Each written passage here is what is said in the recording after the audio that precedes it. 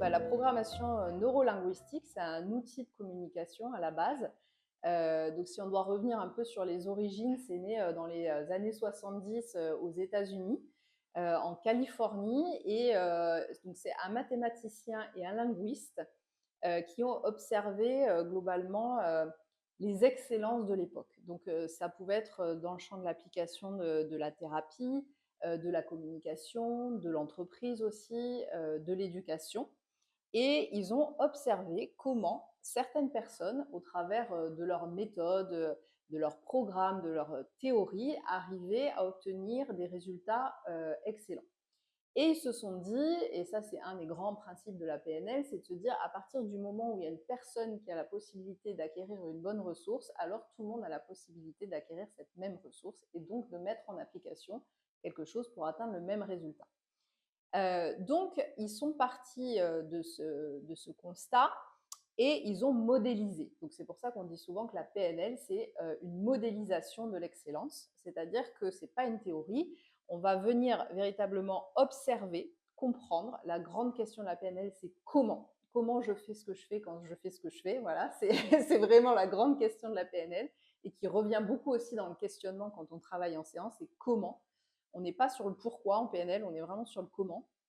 Et donc, à partir du moment où on comprend comment on fait les choses, où on met de la conscience sur ça, ça permet véritablement de changer beaucoup de choses. Donc, on a des pensées qui orientent nos émotions, qui orientent nos comportements. Ça aussi, c'est l'origine des TCC, des thérapies cognitivo-comportementales. La PNL est très, très imprégnée aussi des TCC.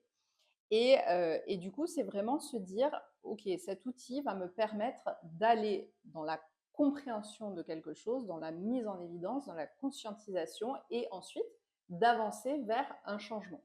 Donc la PNL, c'est un outil qui s'utilise dans plein de champs d'application, beaucoup en management aussi, en communication, en négociation. Voilà, donc il y a d'autres cadres dans lesquels la PNL est très utilisée, l'éducation aussi. Mais en tout cas, la thérapie est très imprégnée de la PNL et c'est pour ça que moi, je me suis spécialisée en tant que thérapeute dans le sujet de la PNL parce que ça aide beaucoup pour les personnes qui justement ont ce besoin de compréhension et d'aller de l'avant.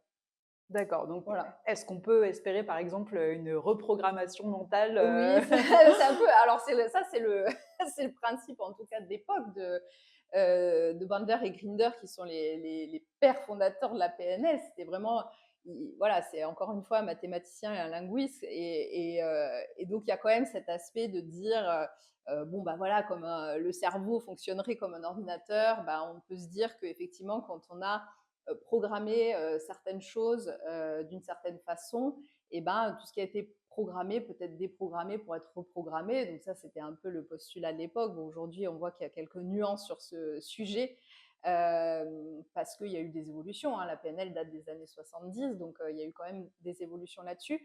Mais en tout cas, le grand principe, c'est un peu ça. C'est de se dire qu'on va mettre quand même en évidence en gros, tout ce qui a été programmé à l'horizon de notre culture, de notre éducation, de la société dans laquelle on a évolué, enfin de tous ces filtres en fait qui nous créent des filtres de perception et qui nous donnent une perception qui est totalement subjective du monde.